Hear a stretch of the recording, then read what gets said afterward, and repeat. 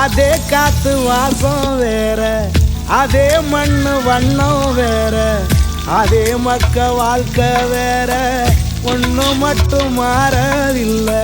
மத்த நாட்டு சுவையெல்லாமே ஒத்த வேலை உடைய போல, சுத்தமான நம்மூர் சுவையோ ஆத்தா தந்த உசுர போல.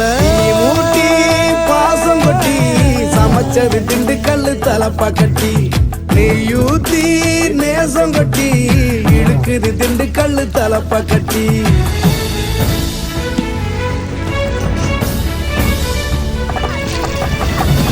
ஊட்டி பாசம் கொட்டி சமைச்சது திண்டுக்கல்லு தலப்பா கட்டி, நெய்யூத்தி நேசம் கொட்டி படைச்சது திண்டுக்கல்லு தலப்பா கட்டி.